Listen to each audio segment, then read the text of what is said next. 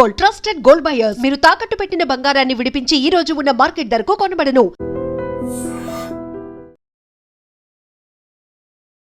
కొంతమంది అమాయకత్వాన్ని ఆసరాగా తీసుకొని ఒక మహిళ 1,50,00,000 రూపాయలకి పంగనామాలు పెట్టేసి ఉడాయించేసింది. ఇదంతా కూడా విజయనగరం జిల్లా బొబ్బిలి నియోజకవర్గం బూర్జివలస ప్రాంతంలో జరిగిన సంఘటన.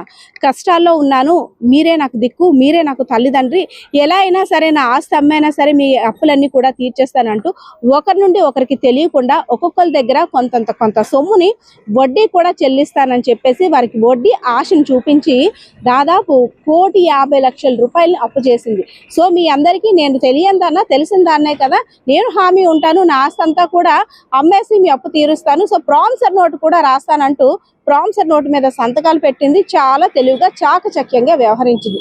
నా సొంత ఇల్లు ఉంది, నా భూమి ఉంది, నా పిల్లలు ఇక్కడ, నేను ఇక్కడ పుట్టి పెరిగాను, నా ప్రాంతం అంతా కూడా ఇది, నన్ను నమ్మకపోతే ఎవరు నమ్ముతారు, మీరు తప్పితే నాకు ఇంకెవరు గతి లేరా అనేసి అని ఆ గ్రామస్తులందరినీ కూడా కాళ్ళు ఎలా పడి ఒకరికి తెలియకుండా ఇంకొకరి ఇంకొకరి దగ్గర అప్పు చేసేసింది.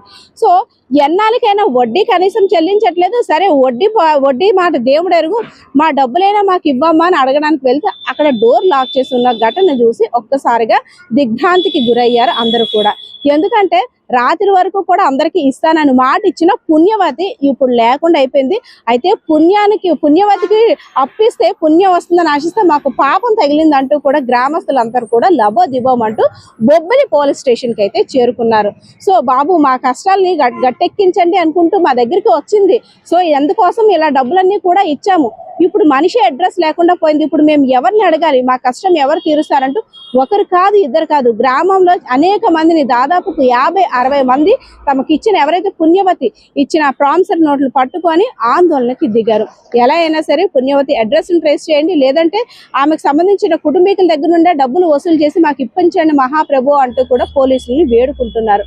సో ఇలాంటి అమాయకులందరినీ కూడా అధిక వడ్డీ ఇస్తామంటూ ఆశ చూపుతున్న ఇలాంటి వారిపై కఠిన చర్యలు తీసుకోండి. అదే విధంగా రెక్కాడితే డొక్కాడని కుటుంబాలు మావి, రేయనక పగలనక కష్టపడి రూపాయి సంపాదించాము మా పిల్లల చదువు కోసం, అదే విధంగా పెళ్లిళ్ళ కోసం పెళ్లి టైంకి ఇచ్చేస్తాను అన్నది, అదే విధంగా భూమి కొనుగోలు కోసం తన దగ్గర ఉంటే ఎలా అయినా వస్తాయి కదా అని కాస్త ఆశతో ఆమెకి ఇచ్చాము. అలాంటిది పెళ్లి అయిపోతుందని వేడుకుంటున్నా సరే పెళ్లి సమయానికి డబ్బులు అందించలేకపోయింది. ఇప్పుడు నేను ఎక్కడ అప్పు చేయాలి, నా పిల్లకి కట్నం ఎలా ఇవ్వాలి అని కూడా ఆ లబోదిబం అంటున్న పరిస్థితి కనిపిస్తా ఉంది ఆ బొబ్బిలి స్టేషన్ దగ్గర. సో ఏదైతేనే అంటే నమ్మిన వారే నట్టి అంటే ముచ్చారనమాట. దగ్గర బంధువు, దగ్గర తెలిసిన గ్రామస్తురాలు అనేసని వాళ్ళు నమ్మడమే వారికి అదొక శాపం అయిపోయింది అనుకోవచ్చు. సో తమ డబ్బులు ఎలాగైనా ఇప్పించాలి, మాలా వేరొకరు దయచేసి మోసపోకుండా అంటూ కూడా అక్కడ ఆందోళన బాట పట్టారు బూర్జివలసకు సంబంధించిన గ్రామస్తులంతా కూడా బొబ్బిలి పోలీస్ స్టేషన్ వద్ద. సో ఇందుకు సంబంధించిన వారు అంటే ఎవరైతే అప్పులు ఇచ్చారో గ్రామస్తులంతా కూడా ఏం మాట్లాడుతున్నారో వారి మాటల్లోనే విందాం. నా పేరు గేదెల పార్వతి.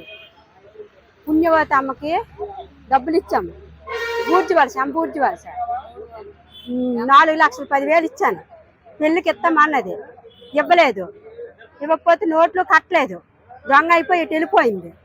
దేవుని పుణ్యవతి అమ్మ 3 నచ్చలు బాబు, నేను ఇలా కూల్ చేసి నాలు చేసి మా యజమాని సైట్కి వెళ్ళి రూపాయి సంపాదించి నా పిల్లలు చూడని అలా సంపాదించుకొని ఇడితే మీకు ఇచ్చేస్తాం మీ ముసలి మీరు నా దగ్గర దాచుకోండి అని అలా నమ్మకం చెప్పి నా దగ్గర 10,000 బంగారం ఉంది, నా కొడుకు దగ్గర 10,000 బంగారం ఉంది, నా కొడుకు ఉద్యోగం చేస్తాంటే నా కూతురు ఉద్యోగం చేస్తుంటే నాకేడు భయమో, నువ్వు ఎందుకలా భయపడతాను, నీ డబ్బులకే నేను ఇస్తాను అన్నది మా మనవరాలు పెళ్లి చేసాం, భూమి అమ్మేసి పెళ్లి చేసాము, డబ్బులు అడిగినా ఇవ్వలేదు.